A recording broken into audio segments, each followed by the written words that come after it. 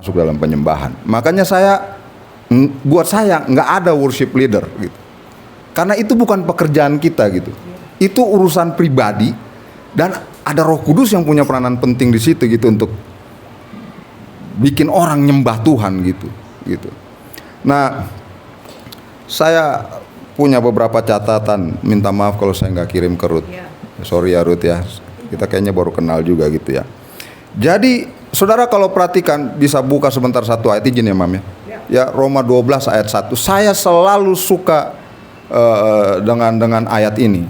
Tulisan surat dari Rasul Paulus buat jemaat di Roma. Dia bilang ini, demi Roma 12 ayat 1, demi kemurahan Allah, aku menasihatkan kamu untuk apa? Coba baca sama-sama. Mempersembahkan hidupmu sebagai persembahan yang hidup, yang kudus, dan yang berkenan kepada Allah. Lalu dia bilang begini, itu adalah apa? Ibadahmu yang sejati. Coba ulang.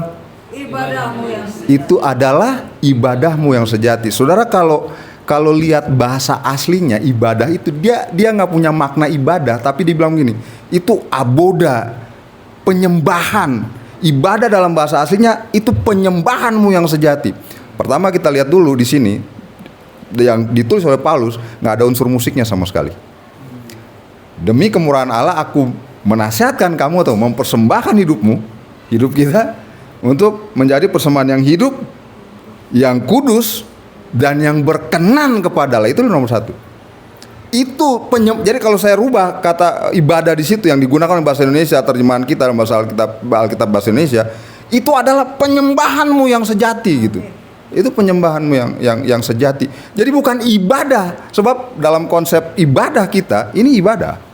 Kita datang satu pertemuan, ada musik, ada khotbah, ada kolekte juga di situ, ini ibadah. Gitu ya kan, kita fellowship, ada makanannya. Kalau kita GKA ada pasti ada, nggak mungkin nggak ada makanan gitu. Ya kan, itu ibadah gitu. Nggak ada yang salah. Tapi ibadah yang sejati yang dimaksud oleh Rasul Paulus adalah worshipnya kita kepada Allah.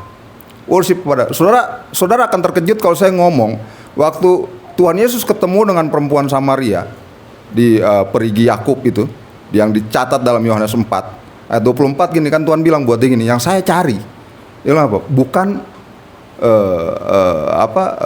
penyembahan, tapi saya mencari penyembah yang menyembah saya dalam roh dan kebenaran. Saudara pasti tahu, saudara biasa dengar bahwa kata penyembah di situ itu proskuneo, iya kan? Penyembah punya makna tukis, iya kan? Tukis yang mencium, jadi ngomong tentang hubungan intim, kedekatan segala macam. Tapi saya mau kasih satu makna dari kata yang dipakai di Yohanes 4 ayat 24. Dia punya pengertian begini, like a dog licks a master hands. Dalam bahasa Indonesianya, saya kasih tahu saudara, seperti anjing yang menjilat tangan tuannya. Nah itu punya dua makna.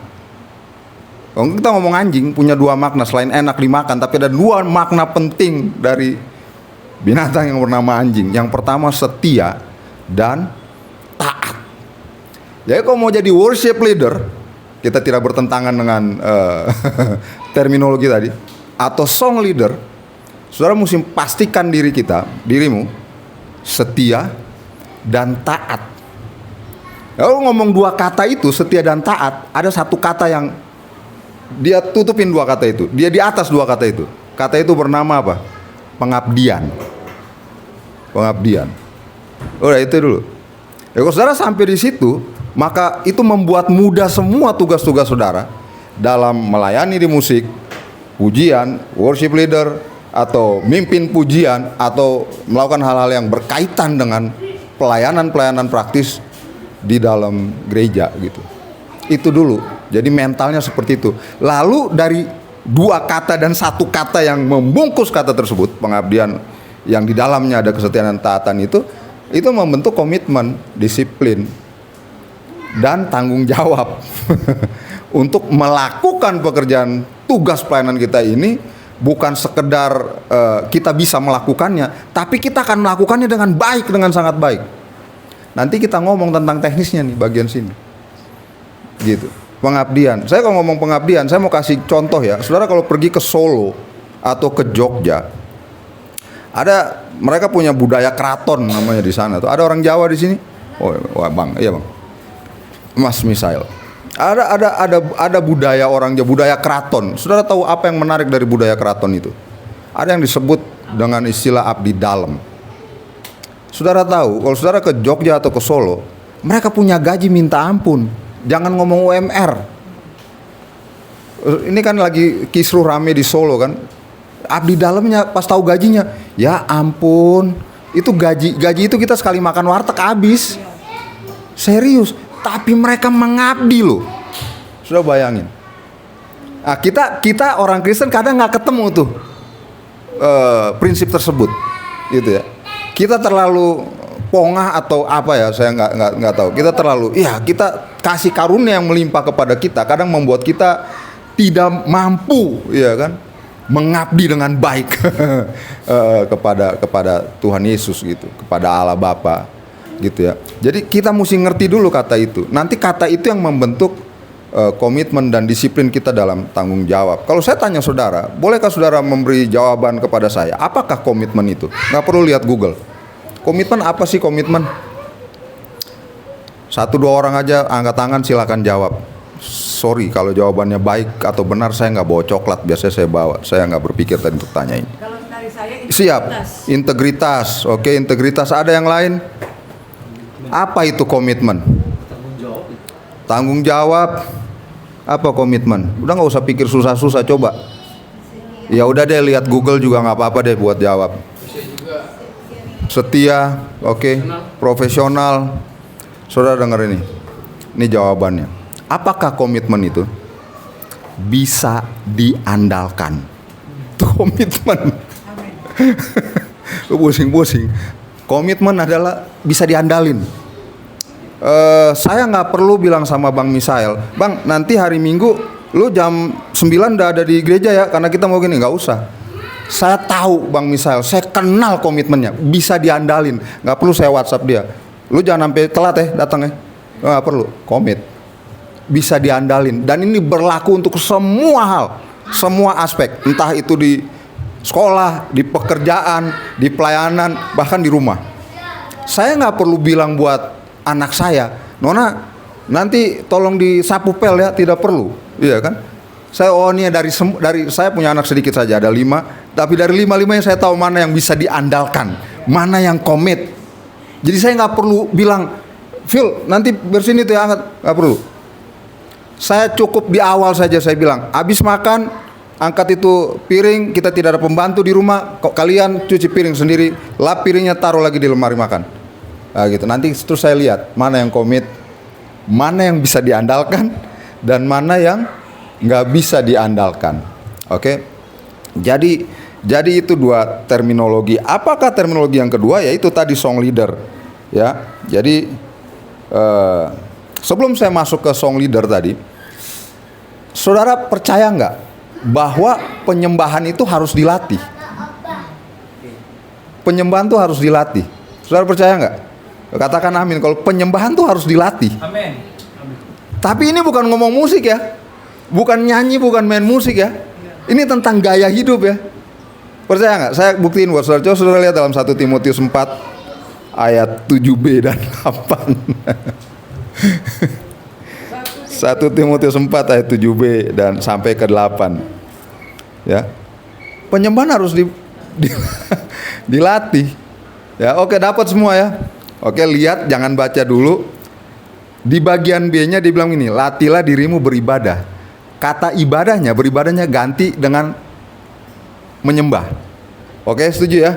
Baca sama-sama 1 2 3. Latihlah dirimu menyembah, ya kan?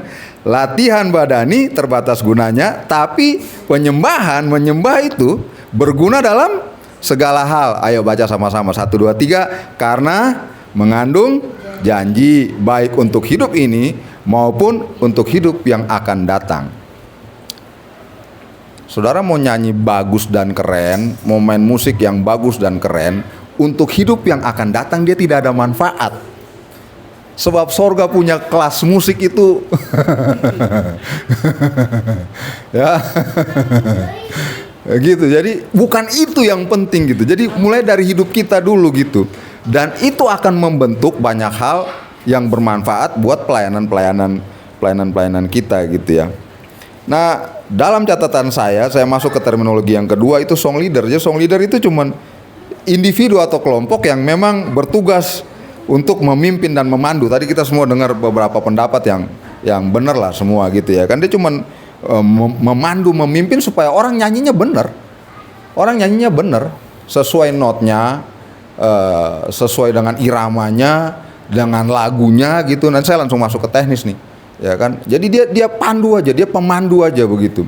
Nanti kalau dia bisa ngomong dengan baik, ini ada ibu kita. Kemarin kan di hari Senin saya dengan ibu ini, dengan mami yang MC atau yang song leader gitu. Saya mau bilang buat anaknya, tapi saya takut nanti dia bilang ke mami salah gitu kan. Padahal saya mau muji, waduh mami keren juga ya ternyata ya.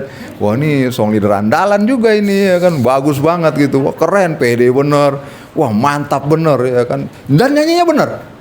Nyanyinya bener. Ya, yang main pianonya oke, mami mimpin dengan baik dan bener ngambil nadanya. Ini song leader. Ini song leader. Dan itu nggak terjadi secara instan, Bapak Ibu Saudara. Tadi kita ketemu kata latih lah kan. Jadi memang harus dilatih gitu ya. Harus dilatih. Apa aja yang harus dilatih? Kemampuan kita bernyanyi sebagai penyanyi harus dilatih.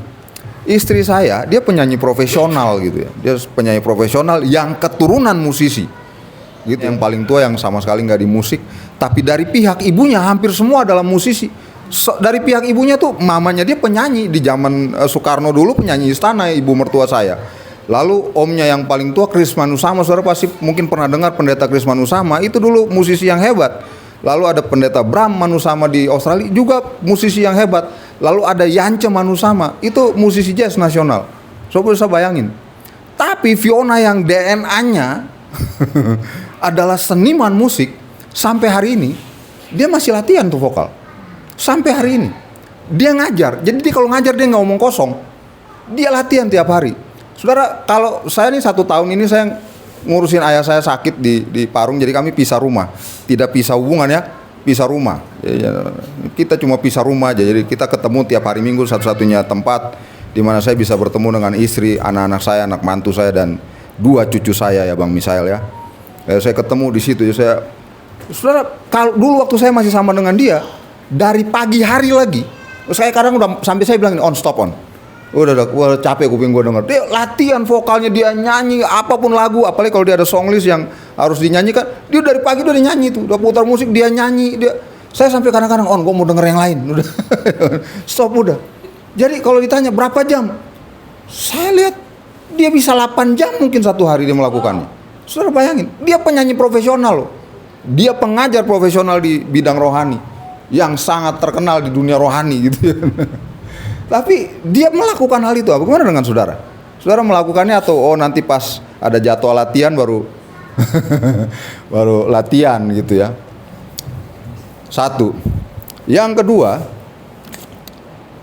di budaya kita, di budaya praise and worship kita, saya nggak tahu di GKA di sini, tapi kalau di Petra di Blok M, saya sebagai koordinator musik atau musik director di situ, dari sekitar 17 tahun yang lalu saya bergabung dengan mereka, kita selalu meminta dari song leadernya untuk memberikan referensi lagu. Jadi lu kasih song list, lu kasih referensi lagu. Puji Tuhan kita media sosial, ada YouTube, ada Spotify, saudara bisa kasih linknya buat pemusik. Ya, jadi nomor 1 jadwal tentunya. Ya, sekarang berapa tahun terakhir ini saya menjadi musik director di gereja, saya ngatur jadwal. Lalu saya membuat satu aturan baru buat para penyanyi, penyanyi kita, song leader kita, bahwa setiap hari Senin sebelum jam 12 atau batasnya jam 12 siang, saya udah mendapatkan song list dari mereka dan referensinya. Kalau kamu nggak kasih referensi, saya yang kasih referensinya dan ngikutin referensi yang saya kasih. Sambil, ini dia, perlu perhatikan baik-baik. Sambil, yang pertama, memperhatikan kemampuan kita untuk menyanyikan lagu tersebut, 1. Yang kedua, memperhatikan musisi kita untuk memainkan lagu tersebut. Kalau kita mampu menyanyikannya dengan baik, musisinya nggak mampu memainkannya dengan baik, pasti masalah. Pasti masalah. Kalau kita tidak mampu menyanyikannya dengan baik, tadi ibu ini tadi ada ibu ngomong tentang hal itu, tentang menyanyikan, menyampaikan dengan baik. Tapi musisi kita tidak mampu memainkannya dengan baik, juga pasti masalah. Makanya di tengah-tengahnya ada yang kita sebut dengan istilah latihan bersama, bukan latihan masing-masing aja. Jadi mesti latihan bersama. Di Petra Blok M tiap hari Kamis latihan, gitu. Harus latihan. Kasih karunia buat GK Petra Blok M adalah kami punya musisi yang bagus, profesional, ya semuanya. Ada 2 anak saya terlibat. Anak saya yang satu dia drummer profesional. Untuk sementara ini dia ngiringin Yuni Sara, kemarin baru pulang dari Bali. Lalu ada anak saya yang satu, adiknya dia itu main bass profesional juga. Saya punya 2 pemain bass yang sangat baik. Saya punya 2 pemain keyboard yang sangat baik. Saya punya 2 pemain drum yang baik. Kami kekurangan pemain gitar karena gitar memang agak beda ya Bang ya. Gitar tuh memang perlu latihan khusus gitu ya. Bukan berarti yang lain enggak, tapi kita punya pemain yang bagus dan profesional. PR-nya saya mudah dengan itu, tapi saya punya PR dengan mereka. PR-nya apa? Ya pembinaan mental rohaninya mereka.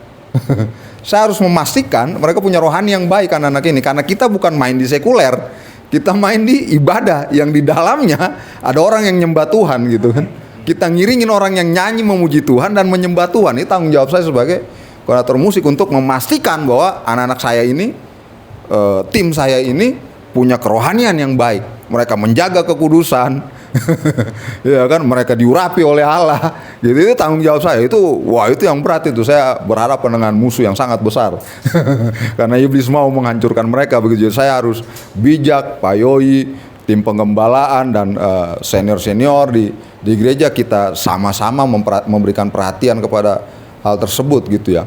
Tapi untuk memulai dan menjalani pelayanan ini mesti latihan. Harus latihan.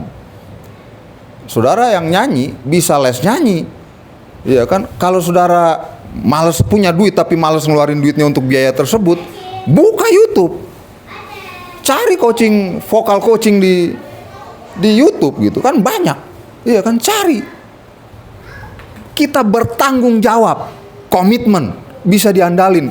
Jadi pemimpin di sini nggak usah bilang, Bang Boy, nanti mesti latihannya begini, nggak perlu begitu. Tapi kita secara pribadi, Bang Boy secara pribadi, oh emang gue harus naikin skillnya gue nih, gue harus main dengan baik nih, gue harus bertanggung jawab, gue harus buat penyanyi, saya harus latihan vokal dengan baik.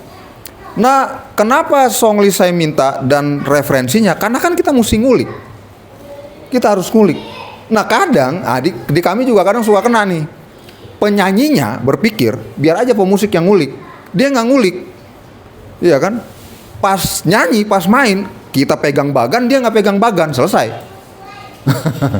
Tapi karena mereka agak takut dengan saya, jadi mereka serius gitu ya kan. Udah takut dimarahin sama. Kalau saya bukan marahin yang ngamuk, nggak, tapi saya pasti tegur gitu. Kalau nggak ngulik, gitu ya kan. Saya nggak tegur di belakang, saya langsung kasih, kamu nggak ngulik. Dan saya pasti tahu, pemusik yang tidak ngulik saya tahu, penyanyi yang tidak ngulik saya tahu.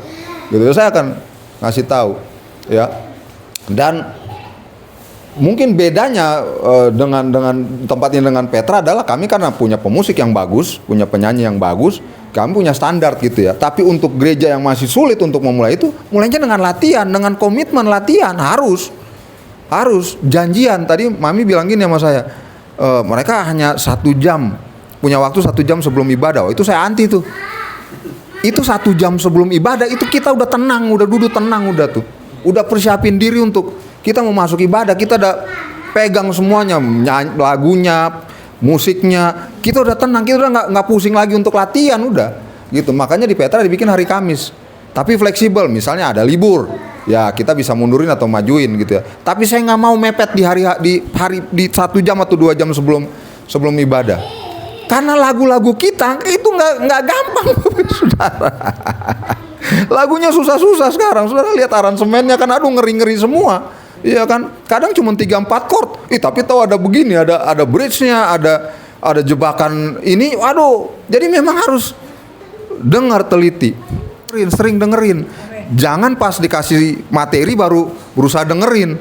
Saya pas santai-santai kayak begini, nggak ada ini atau lagi kerjaan kan bisa kita puter. Nggak mau denger lagu tambah banyak. Kadang penyanyinya lebih tahu lagu daripada pemusiknya. Terus pemusiknya terus marah-marah karena nggak mampu memainkan. Terus saya bilang gini, udah lagu yang biasa-biasa aja. Kan sering kayak begitu kan. Ini susah nih lagunya, udah lagu biasa-biasa aja. Ya karena males kan, pemusiknya males upgrade diri. Udah dimarahin lah si song leadernya. Udah lagu yang biasa aja nih, susah-susah lagunya, jangan susah-susah. Gitu jemaat nggak bisa ngikut nyanyi. Salah lo. Jemaat tiap hari dia denger musik di di rumah, ibu-ibu masak dia puter lagu, dia lebih tahu referensi lagu lebih banyak dari kita kadang-kadang begitu. Jadi jangan bilang jemaat juga nggak tahu, mereka lebih tahu. Di gereja kadang jemaat nyanyi saya tanya, itu lagunya siapa tuh? Siapa yang nyanyi itu lagu? Siapa yang nyanyi? Produksinya siapa? Ya saya belajar dari mereka begitu. Ya. Kadang kalau saya pelayanan keluar kan, ini lagunya siapa lagi nih? Iya kan, sebab kadang kita cuma memainkan lagu yang gampang, yang jangan yang susah-susah gitu ya, yang udah sering. Nah, untungnya di gereja juga ada beberapa song leader yang kita udah tahu kalau dia nih pasti lagu baru lagi nih, lagu baru lagi. Kan Daud bilang gini, nyanyikanlah apa? Lagu baru. Ya kan, nyanyikan lagu baru. Jadi jangan anti dengan lagu baru. Siapa yang anti dengan lagu baru? Sebenarnya lu malas latihan. Malas berkembang, makanya nggak berkembang ya begitu-begitu ya main tetap 3 jurus saja, 3-4 chord. Begitu masih salah lagi main 3-4 chord. Ya gitu ya, jadi masih nggak enak. Dengan kita melatih diri kita, denger, banyakin referensi, denger lagu, ngulik. Buat penyanyi, denger, ikutin nyanyi. Oh gini. Salah satu yang saya sebel. Saya sebel gitu ya. Nyanyi not yang aslinya kemana, tiba-tiba di gereja berubah itu not. Berubah. Loh kok ke situ? Kok ke situ? Iya kan? Pemusik juga begitu. Chordnya kemana? Loh kok ke situ chordnya? Iya kan? Kok jadi ke situ chordnya? Saya mau izin kasih contoh bisa. Boleh Bang ya? Bukan sosokan.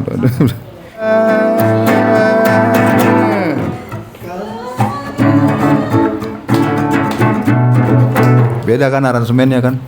Itu nggak bisa tiba-tiba jadi main kayak begini, latihan. Tapi dengan kita punya kebiasaan dengerin banyak referensi lagu, itu mengembangkan ide buat kita. Ngembangin ide buat kita. Contoh, kan hari Minggu nih perjamuan, karena Pak Yoi di Jerman jadi saya yang mimpin. Saya khotbah, saya mimpin perjamuan. Lu mau datang nggak? Lu yang khotbah ganti gua. Contoh ya lagu yang paling sering nyanyiin. Ini perhatiin. Ini mengembangkan ide. Jadi kita bisa ngembangin, oh nih chordnya ke sini. Nyanyinya tetap biasa, nyanyinya tetap enak, tapi chordnya dia jadi enak, jadi manis. Kasih Allahku sungguh telah terbukti. Lihat chordnya. Ketika dia serahkan anaknya, kasih Allah mau berkorban bagi selama hidupku. Ku sembah, worship kan Tuhan. Manis aja kan? 3 ya. Saudara pasti nyembah kan, ngikut gitu.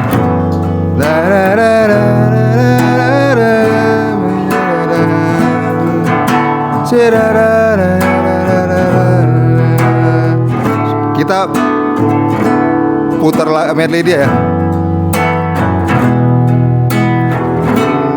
Ikut ya. Ku kan menari dan bersuka karenamu, oh Yesusku, dan ku kan minum airmu bagai rusa rindu selalu. Oh Yesusku, oh Yesusku, ku Yesusku, oh Yesusku, oh Yesusku, kau sangat ku cintai.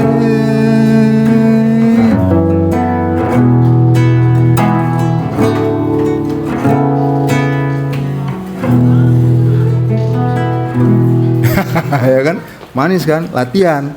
Saya nggak perlu mimpin, saya main aja, saudara nyanyi pasti. Ya kan? Karena tahu alurnya bakal kemana, kita kuasain lagunya. Tapi contoh pas lagu, bukan menari dan bersuka karenamu oh Yesusku dan. Nah itu dia yang benernya. Cuman gereja karena nggak ngulik, jadi menari dan bersuka karenamu oh Yesusku dan. Salah, si Frankie marah nanti, dia yang nulis lagu ini kan, Frankie Siombing. Itu teman saya, dia suka komplain, nyanyinya ngaco je. Kita penulis lagu kadang suka marah kan orang nyanyiin lagu kita salah, kita nggak begitu gitu. Cara kita ngargain, ayo denger, latih denger, ngulik lagu-lagunya begitu ya, supaya kita mainkannya dengan enak, latihan bersama dengan pemusik-pemusik yang ada supaya kompak nyanyiinnya. Jadi wah ini bener, jemaat diberkati, nyanyi juga santai dia. Ya kan, orang jemaat yang nggak tahu lagu sekalipun ada teks di depan, ya mereka habis ribut sama suaminya atau sama istrinya kok. Iya kan, ke gereja mereka lagi pikir bayar utang, bayar kontrakan, jadi jangan lu tanya, saudara siap muji Tuhan, terus mereka jawab di bawah, tidak, enggak, lu mateng, lu nyanyi sendiri di depan. Oh iya, kan kita kalau di depan ya, kita suka lihat ada orang begini aja deh. Orang udah nyanyi jingkrak-jingkrak dia begini aja. Terus lu mau marahin. Pak ayo bangkit berdiri nyanyi. Nggak bisa, itu haknya dia. Oke. Tapi saya bilang ya, lagu yang kita nyanyiin di gereja tiap minggu itu punya kekuatan profetik, pesan profetik yang bisa bangkitin imannya dia. Mungkin bukan saat itu, pas dia pulang dia inget lagi tuh lagu, berkesan sama dia. Oh dia tiba-tiba dibangkitin. Paulus bilang begini di dalam 2 Korintus 14, kalau saya salah 12 atau 14, dia bilang dari semua karunia roh di situ, dia bilang kejar apa? Karunia apa yang suruh dikejar? Coba saudara baca deh. Disuruh kejar karunia apa? Dari 9 karunia itu. Dia bilang nih, kejar karunia untuk apa? Bernubuat. Bernubuat itu bahasanya jelas, bukan bahasa yang nggak jelas, enggak. Nubuat itu kata-katanya jelas. Oh saya bilang buat Pak Reki, Tuhan akan pakai Bapak luar biasa. Tuhan akan menguatkan iman Bapak. Tuhan akan menolong. Itu bernubuat gitu. Kita sedang mengatakan sesuatu perkataan dari Allah yang membangun seseorang. Kita nggak ngeramal dia. Saya nggak ngeramal Pak Reki nanti besok ketemu wanita ini bisa dinikahin lagi, istrinya setuju, nggak begitu gitu ramalannya gitu ya kan. Nggak, itu omong kosong gitu. Enggak, tapi kita memberikan perkataan yang membangkitkan iman, membangun iman, encouragement seseorang gitu. Yang dia wah tiba-tiba imannya bangkit lagi, imannya lagi drop. Iman ini kan kita nggak bisa patenin kan. Iya kan, iman itu kadang bisa merosot ke bawah, kadang waduh imannya tembus langit gitu ya, bisa jalan di atas air lu ya kan. Ada orang bahkan untuk berdiri pun tidak bisa karena sedang lemah imannya gitu. Nah itulah tugasnya kita pelayan Tuhan di bidang praise and worship ini. Jadi nyanyi, latihan, mempersiapkan diri. Tadi saya ngomong tentang Roma 12 ayat 1 gitu, bahwa kita punya pengertian, pemahaman yang dalam. Yohanes 4:24 bahwa kita ini penyembah gitu. Jadi kita nggak usah sibuk bilang ayo saudara kita nyembah Tuhan, nggak perlu. Lu kalau lu nyembah, kita kalau nyembah Tuhan itu spiritnya nular lagi. Amin. Spiritnya nular. Orang otomatis akan ngikut gitu. Dia akan nyembah Tuhan, dia akan muji Tuhan gitu. Latihan bagus, chordnya bagus, jari-jari diurapi oleh Tuhan, hati lu, hidup lu diurapi oleh Tuhan. Wah, itu yang Alkitab bilang gini dalam doa Bapa Kami bilang ini. Jadilah kehendakmu di bumi seperti di surga. Dia terjadi itu saat ya kan 2-3 orang berkumpul dalam namaku, aku hadir. Hadiratnya nguasain kita. Ngerasain. Makanya kalau saya kumpul kan saya wajibin tim-tim pelayan semua, pelayan broadcast apa semua jam 9 udah ada. Jam 9 sebelum jam 9 udah ada di gereja. Kita ibadah jam 10, jam 9 kita doa. Dan doanya kami begini, salah satu doa kami gini. Tuhan, waktu Engkau hadir di tempat ini, kami hadir, Engkau hadir di tempat ini. Dari bawah orang masuk, orang di lorong, orang yang jalan di depan, itu kan kawasan kuliner wisata yang lagi terkenal Blok M, tuh orang ngerasain. Tahu nggak, sering kali tuh orang datang, mereka lewat kan kita suaranya nggak tembus keluar kan, nggak ada suaranya. Tapi orang tahu gereja, mereka naik dari mana tahu? Nggak, kita tanya ini gereja iya, nggak ada pelangnya kita kan di situ, nggak ada pelang kita GKA di situ. Orang datang, orang nikmatin gitu. Nah jadi tanggung jawab rohani bukan karena kita pelayan musik, bukan karena kita pelayan mimbar, bukan karena kita pejabat rohani, tapi memang harus itu tanggung jawab pribadi kita untuk punya kerohanian yang bagus, menyembah Tuhan, ya menyembah dalam roh dan kebenaran, persembahkan hidup sebagai persembahan yang hidup, yang kudus, yang berkenan kepada Allah. Tapi sebagai pelayan yang punya panggilan untuk melayani Tuhan di bidang yang khusus ini, yang tidak semua orang bisa melakukannya, gitu ya kan?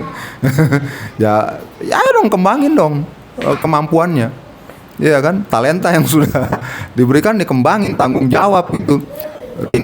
Sekali urus 2 anak yang keren-keren punyamu, kau bisa denger lagu kan? Terus puter apa namanya YouTube atau apa, bilang suamimu kasih dulu kuotanya banyak-banyak nih, aku soalnya sama Bang Jerry kemarin dibilangin biar denger lagunya kan, jual aja namaku nggak apa-apa ya kan, aku mesti denger ya, kau putar di rumah. Saya mau kesaksian, ini gitar saya bisa bawa pulang apa taruh di bawah sini? Nanti dikasih waktu Pak, mereka latihan. Iya, siap. Ini terakhir dari saya. Iya. Supaya jangan panjang-panjang, saya lihat masih ada makanan di bak. Iya, udah. Abang, ambilin itu Coca-Cola, taruh. Oh iya, iya. Saya nggak usah pakai whisky bang, Coca-Colanya aja mas, whisky-nya. Iya. Waktu tahun 85-an, saya bertobat tahun 90, terima Yesus tahun 90. Saudara percaya atau enggak? Itu kakak piara saya, abang saya, bukan abang kandung ya, saya dipiara di satu keluarga gitu. Saya tinggal dengan dia. Saudara tahu nggak? Tiap hari sebelum dia berangkat kerja, dan kalau dia udah pergi kerja, istrinya kakak ipar saya, dia akan mereka selalu putar lagu-lagunya Paniko pada waktu itu. Kau yang di dalam, itu hampir semua lagu-lagu itu saya ingat sampai hari ini. Saya belum bertobat loh. Lihat kekuatan tuh lagu. Jadi bahkan sampai hari ini kalau saya pegang gitar, saya main nyembah Tuhan di rumah, tuh lagu-lagu itu yang nongol, karena itu yang saya hafal. Kenapa? Tiap hari diputer. Tiap hari saya sampai merinding. Dan bayangin nggak? Itu lagu yang dibuat sama Paniko entah tahun berapa. Tapi lihat, dia punya kuasa gitu tuh lagu. Perkataan profetik, dia kan nggak sembarangan nulis sekarang kan. Ada pengalaman pribadi yang terjadi sama dia kan. Gitu. Jadi itu tanggung jawabnya kita gitu. Waktu nyanyi jangan sembarangan nyanyi. Pelajarin lagunya dengan baik, doain. Song leader bikin song list, doain, doa puasa bila perlu. Saya saranin buat song leader kita di gereja, doa puasa lu. Jadwal kan udah keluar 2 bulan. Pas nama nongol, bahkan sebelum nama nongol, lu tuh kan song leader. Jadi berdoa, Tuhan taruh lagu di hati saya. Taruh lagu. Jadi nggak dengan tiba-tiba terus kita nyanyi lagu ini, oh kita nyanyi lagu ngarang-ngarang, enggak. Tuhan taruh lagu. Kadang lagu itu Tuhan mau dia bicara buat seseorang yang hadir di tempat itu. Serius. Bahkan saya mau ekstrim. Kadang bukan buat jemaat lagu itu bicara, buat pemimpin juga lagu itu bicara. Jadi jangan kita biar jemaat diberkati. Enggak, pemimpin juga perlu. Tuhan perlu bicara buat pemimpin juga, buat kita. Gitu. Jadi bukan cuma jemaat. Jadi saudara bayangin, tanggung jawabnya berat sebenarnya. Besar. Kalau keberatan dengan kata berat, besar. Tanggung jawabnya besar. Jadi mesti pahamin itu dulu. Gerejanya tapi kan kecil bang. Iya, nggak ada urusan. Gerejanya kecil tapi ini pekerjaan Allah yang besar. Jadi jangan bikin alasan kita gereja kecil kok biasa-biasa. Jangan, enggak, di tempat itu ada pekerjaan Allah yang besar sedang terjadi gitu. Jadi ini pekerjaan yang besar gitu. Ya, saudara bayangin nggak kalau di Petra kita anggap biasa-biasa aja, saudara nggak akan lihat musik yang bagus dan yang bagus. Karena kita bertanggung jawab dengan pekerjaan Allah yang besar gitu. Saya larang song leader kami di gereja untuk suruh orang berdiri atau duduk di depan, biarnya dia mau duduk di mana suka-suka dia. Kita bukan kelas wali kota, ya kan, yang wali kotanya nggak mau masuk kalau orang belum banyak, ya kan. Himbau Kita, boleh ya himbau boleh, silakan gitu, ya kan. Saya kalau khotbah di depan orang HP-nya bunyi, saya biarin aja. Ngapain saya terganggu dengan dia? Itu urusan dia. Di gereja pernah ada yang buat salah, melarang seseorang berinteraksi gitu ya. Nggak taunya dia lagi berinteraksi, ngapain tahu? Ada orang mau datang dan dia lagi nanya nih di mana, dia memastikan alamatnya. Bayangin. Jadi itu bijaknya kita aja gitu. Dan saya pikir nggak perlu jadi sesuatu yang Taurat gitu di. Ya kan, kalau lu mau akses handphone orang lain nyembah Tuhan, ya salah lu sendirilah. Yang rugi sendirilah, nggak nikmati hadirat Tuhan. Iya kan, kita nggak perlu hukum Anda begitu untuk hal itu. Tapi Anda yang rugi toh. Kan kalau kita khotbah, jangan khotbah, nyanyi aja, ada yang tidur kok. Ada yang tidur. Saya pikir begini ya, dia kecapean. Pasti kecapean ya kan. Lalu masuk di ruangan AC ada 8 PK di situ kan, lu enak banget, lu tidurlah. Ya kan, udah nggak apa-apa udah. Saya kadang bilang anak-anak, ambil bantal ke atas kasih ke dia, ya kan, atau nggak suruh naik ke atas tidur biar tenang. Biasanya kalau kita di GPIB memang ada waktu itu dikasih, jadi orang pas duduk masuk dia udah udah tenang, dia sudah tunduk kepala, dia udah berdoa, dia tunggu gitu. Tapi kan di gereja kita sudah detik-detik terakhir aja orang masih rame. Masih sana salaman, yang datang masih berdiri peluk lagi ya kan. Kadang saya udah standby di musik, tiba-tiba seseorang datang dia angkat tangan buat saya berdiri lagi, saya peluk dia dulu ya kan. Jadi yang broadcast dia tunda lagi untuk menghitung mundur karena Om Jerry iya kan. Kadang Pak Yoi yang berdiri gitu. Jadi ya itu budaya saja, tapi itu hal yang baik yang tidak harus jadi kewajiban atau.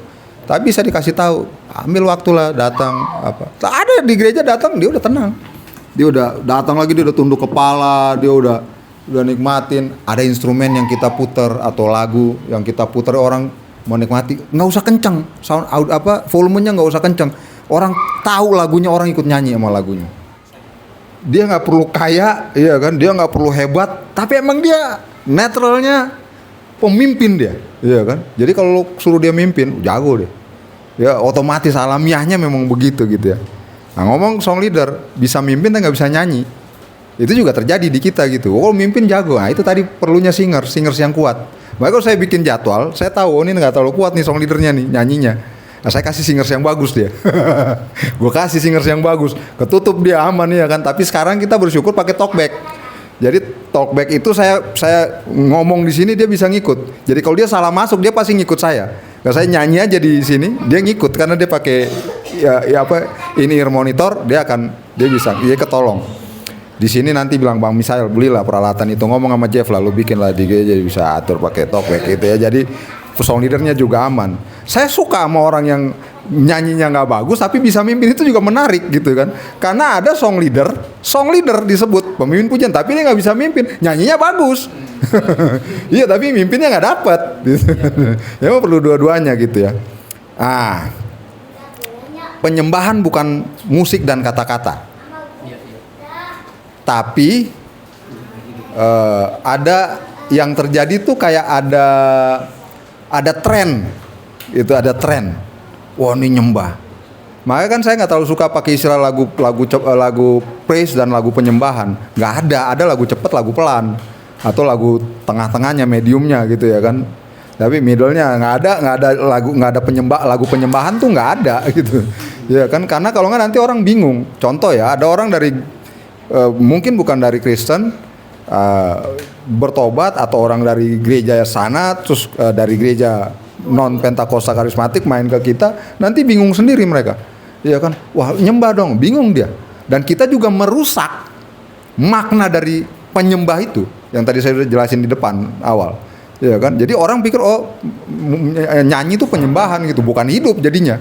Penyembahan itu kan hidup gitu ya. Nah, tapi ada istilahnya kalau di musik itu chord progressive chord. Untuk ini ya, waktu itu kan pernah Pak Maripin ngomong ya, itu yang nyanyi Jawa dong, makanya sekali-kali kan saya juga nggak terus-terusan ya. Ya karena Pak Maripin pernah ngomong begitu ya. Itu bagus, nggak apa-apa.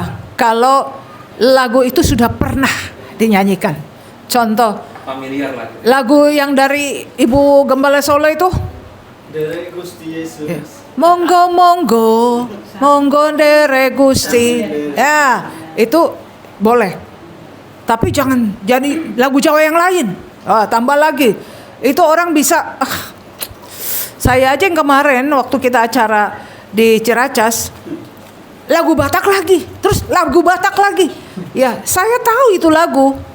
Tapi janganlah ya terlalu panjang dan lagunya ganti-ganti lagu Batak. Itu kita hindari ya. Dan Ibu Tiur tadi puji Tuhan, kalau Ibu Tiur dia datar saja. Tapi perlu saya katakan Ibu Tiur juga harus menaikkan dinamikanya Bu ya. Karena Ibu ini cocok sekali menjadi MC, bukan menjadi WL. Karena Ibu monoton dan lembut ya, suara Ibu lembut dan cocok untuk acara resmi.